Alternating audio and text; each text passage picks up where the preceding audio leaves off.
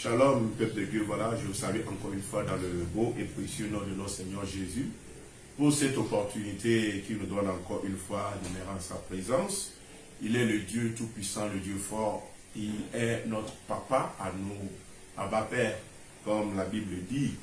Et voilà, nous sommes encore une fois là pour écouter sa parole et prier surtout aujourd'hui. Et parce que voilà, nous ne continuons pas à parler concernant les armes spirituelles, les armes dont nous disposons en esprit. Aujourd'hui particulièrement, voilà, nous allons terminer avec une autre séquence, celle concernant le chandelier d'or. Voilà, quand je l'avais dit, nous nous approchons, voilà, du royaume des cieux, les choses les plus élevées là-bas ne paraît pas être quelque chose. Même ce qui est le plus redoutable, le sang de l'agneau, c'est tout juste un agneau qui se promène. Ça n'a pas l'air, ça n'a pas l'apparence d'une arme, mais je vous assure que voilà, c'est comme cela que le royaume de notre papa est fait. C'est pourquoi la Bible dit, il prend les choses viles pour confondre les forts. Donc ce qui semble être voilà, impressionnant et tout dans le royaume, voilà, c'est pas ce qu'il y a de plus puissant ou de plus fort. Nous bénissons le Seigneur. Nous allons maintenant prier au nom de Jésus-Christ de Nazareth. Seigneur de gloire, nous bénissons ton Saint-Nom. Que ton nom soit loué, que ton nom soit exalté. Merci, Papa, de ce que tu as pris contrôle. Que ton nom reste à jamais sanctifié. Au nom puissant de notre Seigneur Jésus, crois que nous nous diminuions, que vraiment ta volonté s'accomplisse. Au nom puissant de Jésus-Christ de Nazareth, nous avons prié. Amen. Donc vraiment, que le Seigneur vous bénisse. Le thème dont nous parlons, c'est le chandelier d'or. Et nous avions vu en premier lieu le chandelier d'or et les montagnes de minuit. Les montagnes de minuit. Et deuxième thème que nous avions vu le mardi passé, c'est le chandelier d'or et les fils de l'Orient. Les fils de l'Orient de toute la terre, c'est les sorciers les plus redoutables. Il n'y en a pas quelque part sur la terre et des gens qui dépassent les fils de l'Orient. Alléluia. Donc la haute sorcellerie, la haute magie, elle se trouve dans ces contrées-là. Alléluia. Et nous avions vu que voilà, pour pouvoir contrer la haute sorcellerie, contrer leurs œuvres dans ta vie, dans le ministère, dans tous les domaines, il nous est important de pouvoir utiliser effectivement le chandelier d'or. Que le Seigneur nous bénisse. Aujourd'hui, nous voulons boucler en parlant des autres utilités ou bien de façon ramassée les différentes utilités du chandelier d'or. Les différentes utilités du chandelier d'or. Nous savons que le chandelier d'or est disposé à regarder en face. Et le chandelier d'or crée ce que nous appelons la lumière de la face de l'Éternel. C'est pourquoi même lorsque voilà, le plan a été montré à Moïse sur la montagne de réaliser le tabernacle, dans la disposition des ustensiles et des outils du tabernacle, le Seigneur a été clair quant à ce qui concerne la recommandation à donner à Aaron et à ses fils. Donc Dieu a dit à Moïse de leur dire de disposer les lampes du chandelier à regarder en face de façon à créer quoi? La lumière de la face de l'Éternel. Alléluia. C'est pourquoi la Bible dit que notre Dieu habite dans une lumière inaccessible. Il habite dans une lumière inaccessible. Donc, cela nous donne à peu près l'idée de ce qu'est cette lumière que reflète le chandelier d'or. La Bible l'appelle lumière inaccessible. C'est-à-dire, c'est une lumière, voilà, quand ça luit dans ta vie, il est impossible que l'ennemi puisse pénétrer, voilà, ta vie. Ça crée une sorte de lème, ça crée une sorte de rayonnement inaccessible à l'ennemi, que l'ennemi ne peut pas traverser, dans lesquels l'ennemi ne peut pas rentrer. C'est pourquoi la Bible appelle la lumière inaccessible. Donc voilà, quand nous voulons parler de l'utilité du chandelier d'or, comprenez que par moment, la Bible a clairement parlé du chandelier d'or Vous comprenez que par moment, la Bible appelle la lampe de Dieu. Vous comprenez que par moment, la Bible parle tout simplement de la lumière de sa face. La lumière de sa face. Donc les chandeliers d'or qui éclairent toute la face de Dieu, la lumière de sa face, la lampe de l'Éternel, tout ça là c'est pour identifier ce chandelier dont nous sommes en train de parler qui est, ma foi, très redoutable dans la bataille spirituelle. D'abord en créant un bouclier d'inaccessibilité. En ce sens que, voilà, quand tu habites dans sa face, dans la lumière de sa face, tu deviens inaccessible, tu deviens inatteignable. Parce que quoi? Parce que voilà, cette lumière inaccessible-là auréole ta vie, couvre ta vie et fait qu'il serait alors très difficile, pour ne pas dire impossible à l'ennemi de pouvoir, voilà, te toucher, de pouvoir, voilà, t'attaquer, de pouvoir, voilà, agir dans ta vie. Que le Seigneur te bénisse, toi qui es en train d'écouter ma voix ce matin, que ta vie ne soit plus jamais la même chose. Au nom puissant de notre Seigneur Jésus, tu peux commencer par dire Amen, tu peux commencer par liker, tu peux commencer par partager et tu peux commencer par exercer ta foi afin que voilà, ce que le Seigneur a prédestiné pour toi, tu puisses le recevoir. Tu peux le déclarer déjà au nom de Jésus-Christ que j'habite dans la lumière inaccessible divine. J'habite dans la lumière inaccessible céleste. J'habite dans la lumière de sa face. Je suis inatteignable. Je suis inaccessible à l'ennemi. Ma vie est inaccessible à l'ennemi. Ma famille, mes enfants sont inaccessibles à l'ennemi. Voilà, mon boulot est inaccessible à l'ennemi parce que je porte tout cela là dans la lumière de sa face. La Bible dit que nous tous nous sommes morts avec lui, nous sommes aussi ressuscités avec lui, nous sommes assis avec lui à la droite du Dieu le Père. Ça y est, il parle de Jésus là-bas.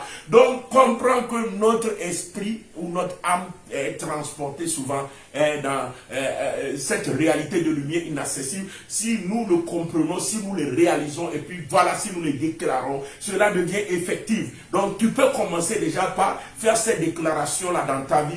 Et je déclare au nom de Jésus-Christ que l'ennemi qui a accès à ta vie est en train de rebrousser chemin au nom de Jésus. L'ennemi qui a accès à ta vie est en train de rebrousser chemin.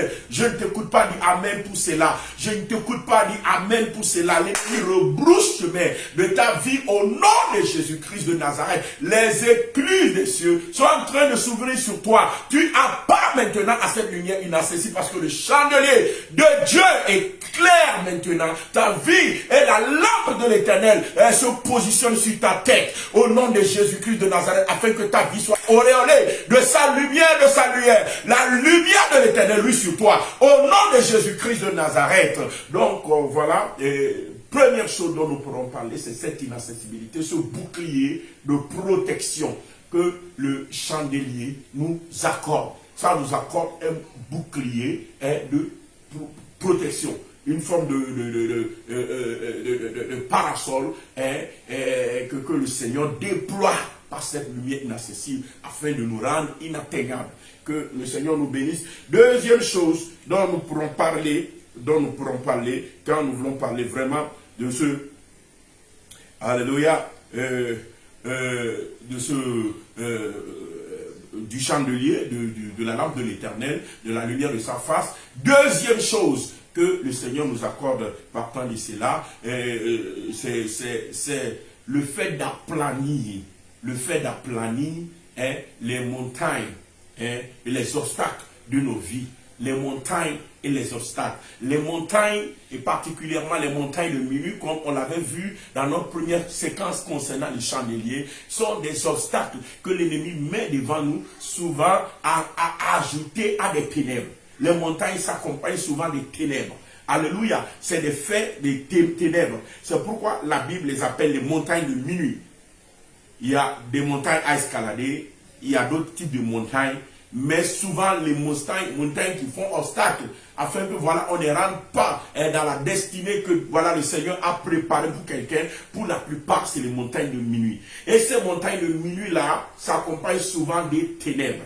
Alléluia. Et comme nous sommes en train de le dire, les montagnes de minuit-là ont été effectifs dans la vie du peuple de Dieu. Lorsque le peuple, voilà, a déraillé, a quitté la voie de Dieu, l'ennemi a mis, le diable a mis des montagnes de minutes pour les stopper dans leur évolution, dans leur gloire, ce qui les a même livrés à quoi?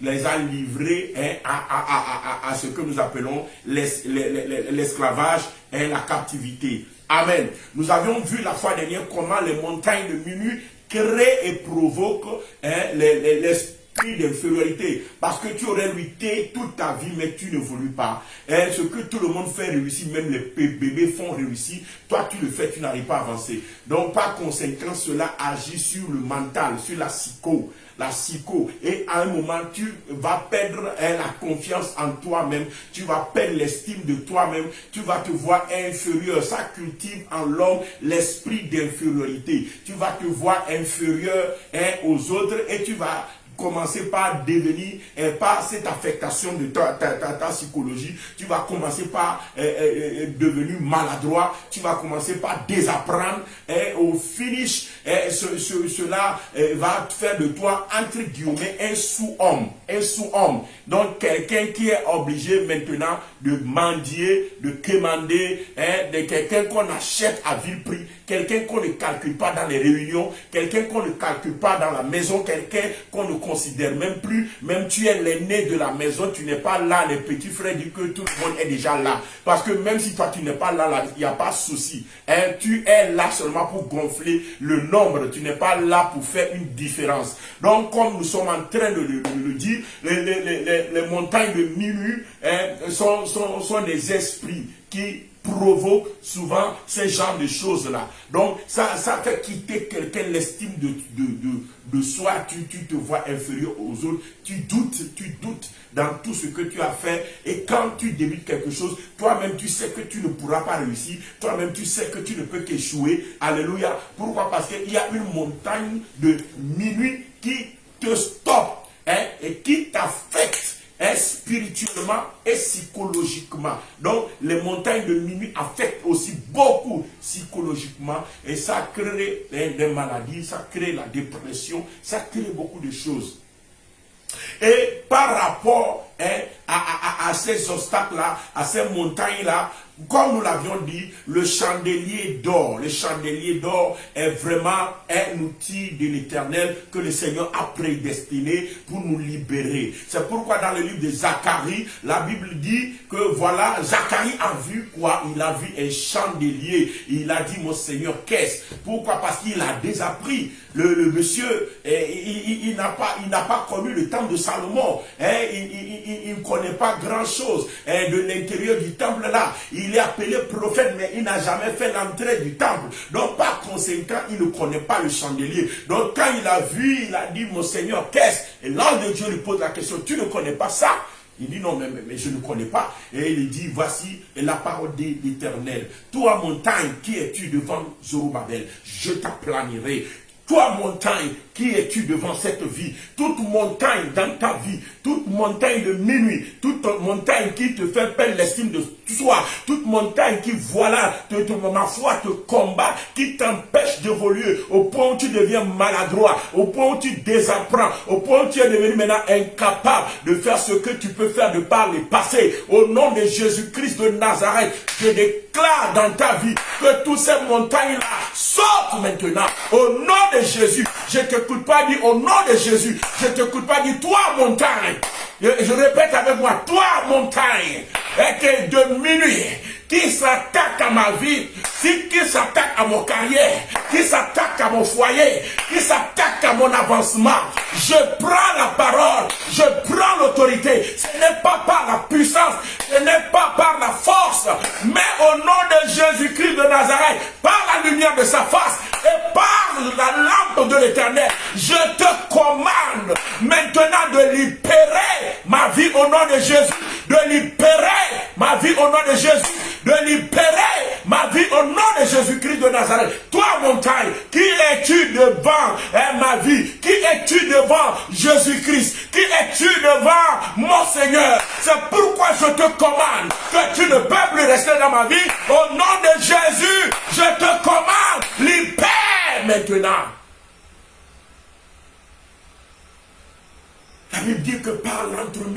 de la lumière de sa face, les montagnes sont aplanies. Les montagnes sont aplanies. Et je déclare que les montagnes de ta vie qui te combattent et qui t'empêchent d'évoluer, de rentrer dans ta destinée prophétique, je commande au nom de Jésus-Christ de Nazareth à ces montagnes-là d'être aplanies dans ta vie. Soyez aplanis au nom de Jésus. Soyez aplanis au nom de Jésus. Soyez aplanis au nom puissant de notre Seigneur Jésus-Christ. Donc voilà, comme je l'avais dit, première chose, le chandelier d'or crée ce que nous appelons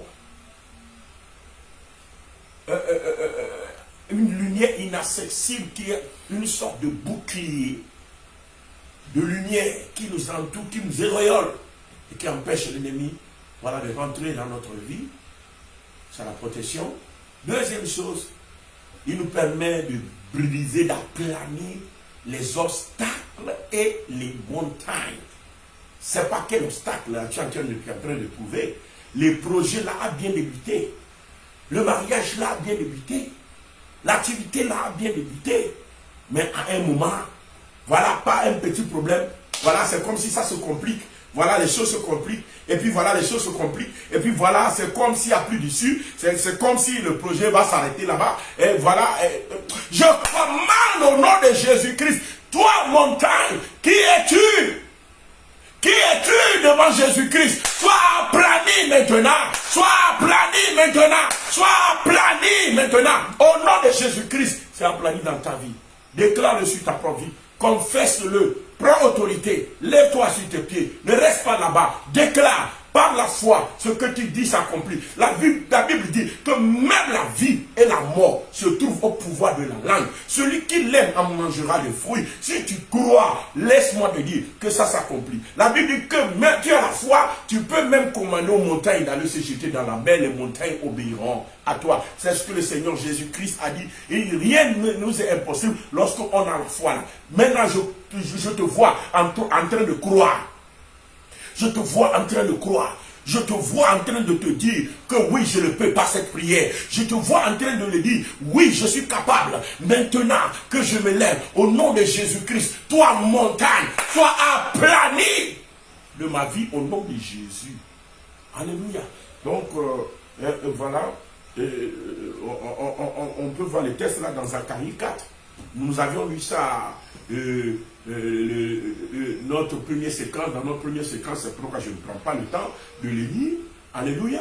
Donc voilà que le Seigneur te bénisse. Zacharie 4, le verset 2 à 7. Nous pourrons voir tous les textes là-bas. Amen. Mais ne cesse pas de commander aux montagnes. On ne va pas terminer cette séquence sans que tu aies vu, sans que tu vois se manifester dans ta vie la lumière là et que les montagnes s'en aillent. Tu ne peux pas passer ces séquences-là avec nous et une montagne va rester encore quelque part pour t'empêcher d'évoluer. C'est pourquoi je commande encore à nouveau à toute montagne de libérer ta vie au nom de Jésus-Christ de Nazareth. Je ne t'écoute pas me dire Amen. Oh my God. Oh Jesus, we thank you, Almighty Father. Alléluia. Alléluia. Alléluia. Amen. Donc, en dehors. Je dis bien, en dehors. Amen. De ce que ça débloque tout obstacle et handicap de notre vie. Troisième séquence, ce que peut créer toujours la lumière inaccessible.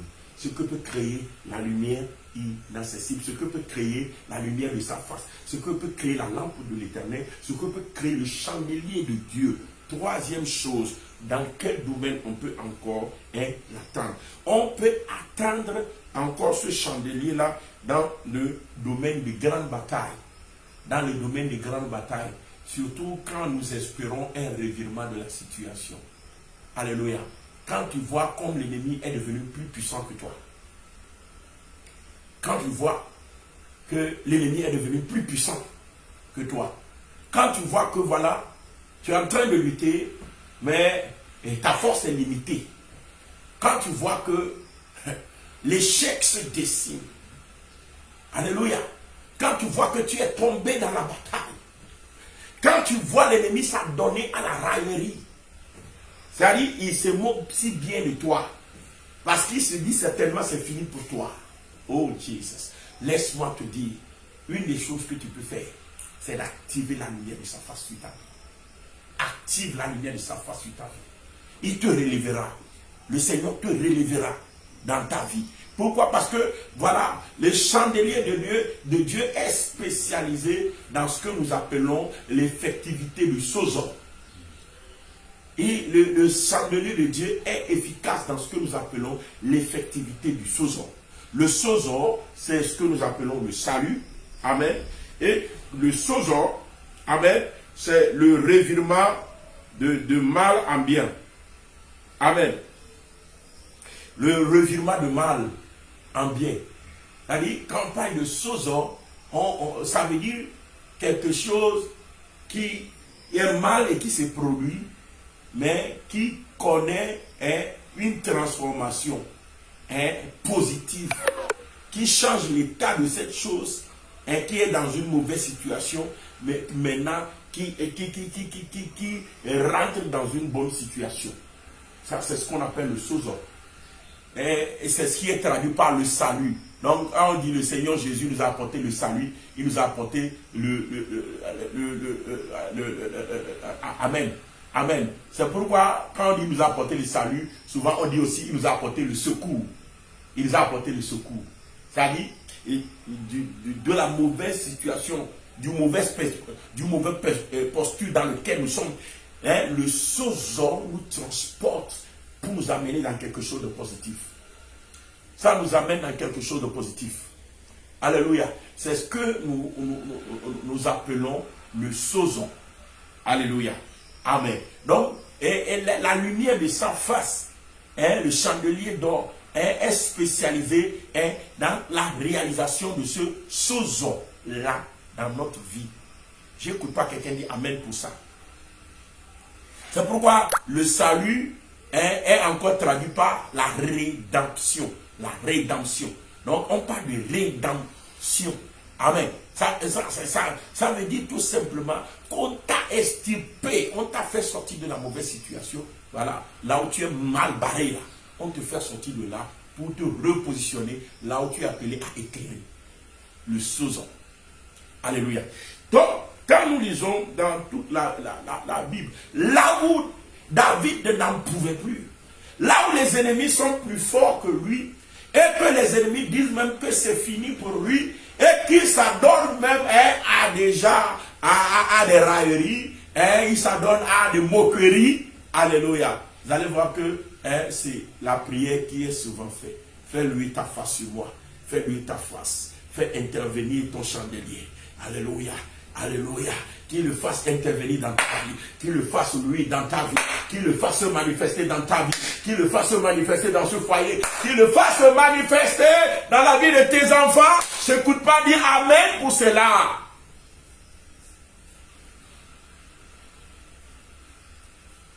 Oh Jesus. Ça s'accomplit pour toi. Ça se manifeste pour toi. Ça agit pour toi. Il le fait pour toi maintenant au nom de Jésus. J'aimerais que nous puissions lire quelque chose dans le livre de Somme. Somme.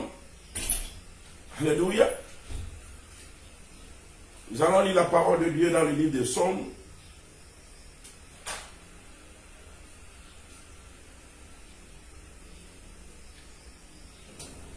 Amen. On va lire dans le livre de Somme, Somme 80. Somme 80, le verset 3. On va lire quelque chose. Tout le Somme 80 là est totalement dédié à la lumière de sa face. Amen. Somme 80, le verset 3. Nous lisons ce que la Bible nous dit là-bas. Il dit, oh Dieu, relève-nous, fais briller ta face et nous serons sauvés. Fais briller ta face et nous serons sauvés. Donc, comme nous sommes en train de le voir là-bas, il dit, oh Dieu, relève-nous, fais briller ta face, et nous serons sauvés. Donc, comme nous le voyons là-bas,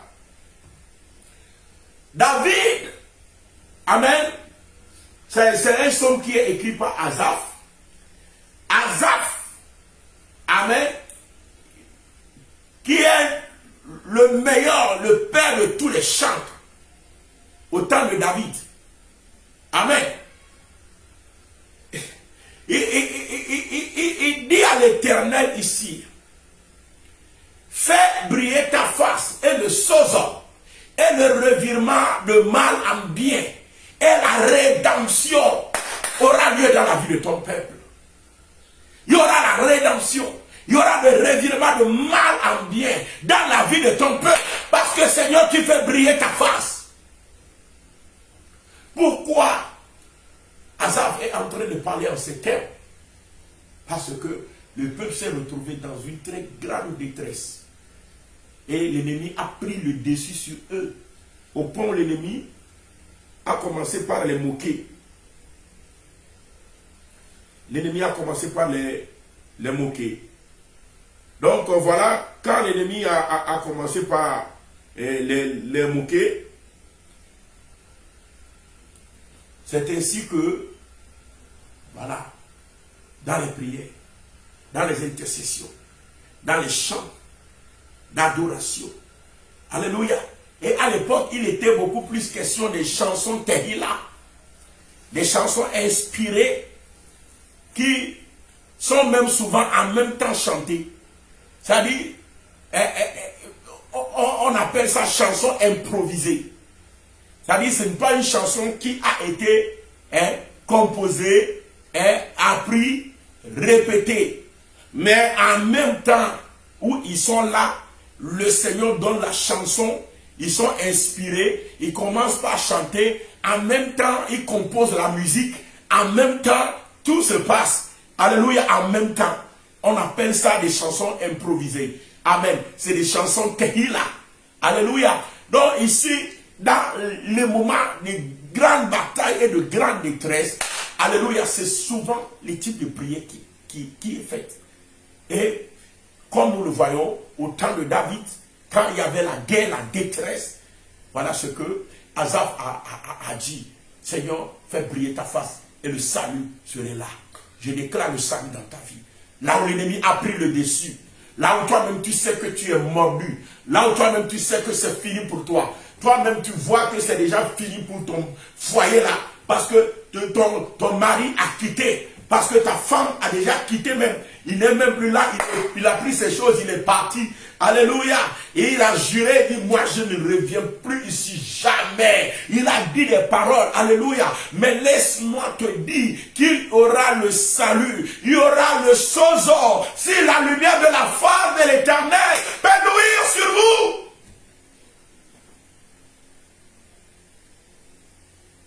Que la lumière de la face de l'Éternel luise dans ces situations. Peut-être que le client là a déjà claqué la porte et il a dit, je ne reçois plus la commande, je ne reçois plus cette commande là, c'est fini, il n'y a plus d'affaires entre nous. Peut-être que le fournisseur là a dit, je ne te donne plus de produits. Pourquoi? Parce que voilà, tu m'avais pas bien réglé la façon dont tu as fait les choses, c'est fini entre nous, mais je déclare une seconde chance pour toi. Je déclare que la lumière de la face de l'Éternel luise dans la situation là. Au nom puissant de notre Seigneur Jésus-Christ de Nazareth, je sais, oui, c'est vrai que tu as tort et que maintenant même, voilà, tu es en phase de condamnation. Ton dossier même est au tribunal. Mais je déclare sur ta vie que la lumière de la face de l'Éternel produise un revirement dans ta vie au nom puissant de notre Seigneur Jésus. Que l'Éternel intervienne maintenant dans le nom de Jésus-Christ de Nazareth. Qu'il y ait le sauveur, que la lumière de la face de l'Éternel luise. Éternel, fais briller ta face sur ton enfant, sur ce foyer, sur cette activité. Au nom de Jésus-Christ de Nazareth, je ne te vois pas en train de déclarer cela dans ta vie. Déclare-le. Au nom de Jésus, c'est ton jour. Qu'il en soit ainsi dans ta vie au nom de Jésus-Christ de Nazareth. Donc voilà. Comme je suis en train de le dire, alléluia. Dans Psaume 80, le verset 3, il en a parlé. Dans Psaume 80, le verset 6 à 7, il en a également parlé. Je vais lire particulièrement ce qui est dit là-bas. Il dit ceci. Tu fais de nous un objet de discorde pour nos voisins. Et nos ennemis se raillent de nous. Nos ennemis se moquent de nous. Ils disent que c'est déjà fini. Ils disent qu'il n'y a plus d'ici pour eux. Ils disent que ça, là, ça ne peut plus être restauré. C'est la fin. C'est le chaos. Vous voyez? C'est la fin. La fin de l'histoire là. La fin de la relation là. La fin des affaires là. La fin de la vie là. Alléluia. Et nos ennemis se raillent de nous.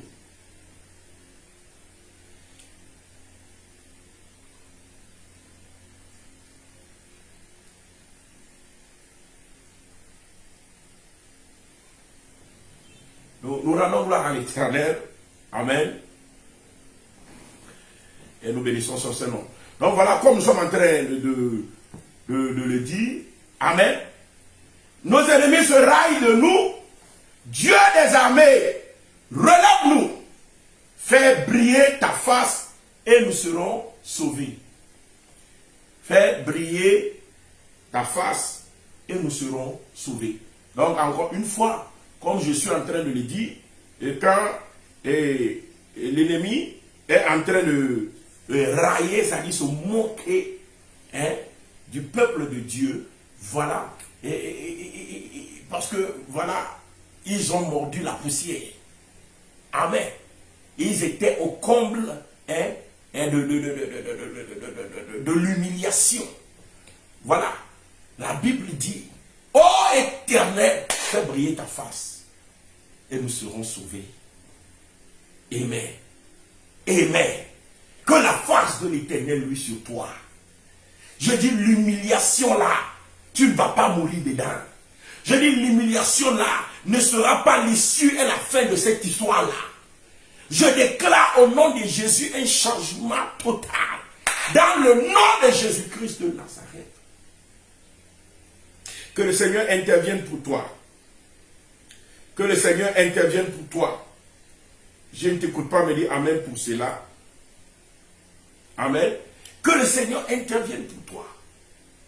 Hello. Donc voilà, comme je l'ai montré de bout en bout là-bas, il est très important pour nous que nous puissions comprendre que, voilà, si nous voulons voir la main puissante de l'Éternel afin de pouvoir se relever de nos situations, il est vraiment primordial, important que, voilà, nous cherchons la lumière de la face de l'Éternel. Quand cette lumière-là descend, là, elle vient nous délivrer des plus grandes batailles, des plus grandes humiliations. Là où l'ennemi se raille de nous, tu es restauré, ta vie est restaurée. Et c'est la restauration là, la rédemption là, le sozo là, que je suis en train de proclamer sur ta vie. Amen.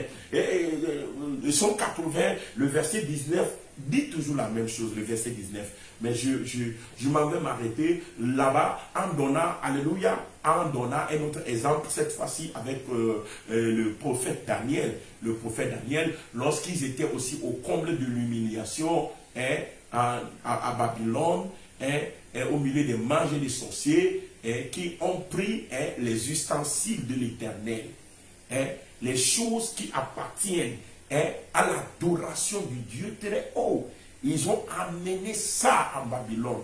Ils ont pris tout ce qui appartient au peuple d'Israël. Ils ont amené en Babylone. Et c'est dans cette coupe-là même que le fils du roi Nebuchadnezzar est entré, a une fois bu avec les prostituées.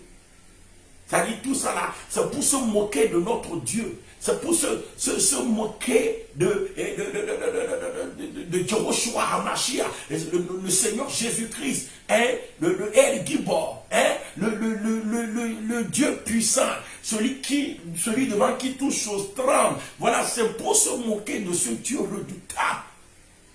Amen. Se moquer de ces sacrificateurs.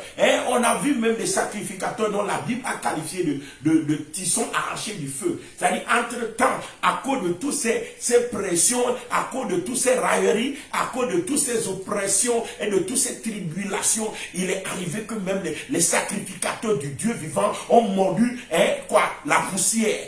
Ils ont mangé des biens sacrifiés aux idoles, ils se sont prosternés devant les statuettes. Ils ont fait ce qu'ils ne doivent pas faire parce que voilà, ils sont dans une cacophonie qui ne dit pas son nom, où l'Éternel ne se révèle pas. Alléluia. Pourquoi? Parce que le courroux et la colère de Dieu étaient sur eux. Et c'était une humiliation qui n'avait pas d'égal à l'époque. Dans la vie de tous ces sacrificateurs-là qui se trouvaient sur la terre de Babylone, où les Babyloniens demandaient d'eux des chansons. Et ils disaient, comment pouvons-nous chanter des chansons de Zion sur une terre étrangère? Alléluia. La profanation totale du temple et de la maison de Dieu.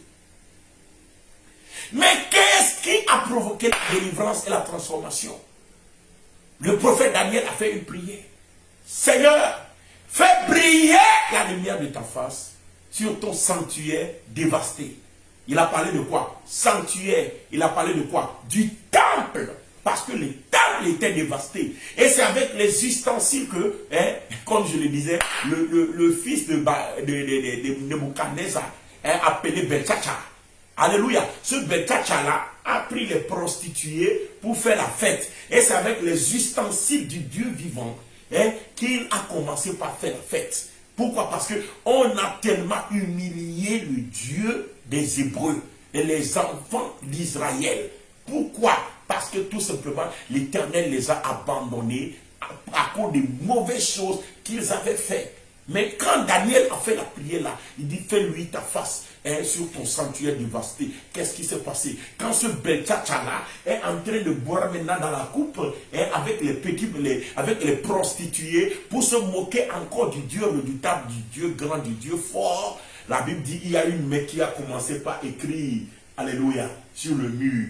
Il y a une main qui a commencé par écrire. J'ai dit, tu n'es pas une coupe dans laquelle l'ennemi peut boire, mais tu es un vase d'honneur de l'Éternel. L'ennemi ne boira pas dans la coupe que toi tu es pour Dieu. L'ennemi ne te raillera pas. L'ennemi ne se moquera pas de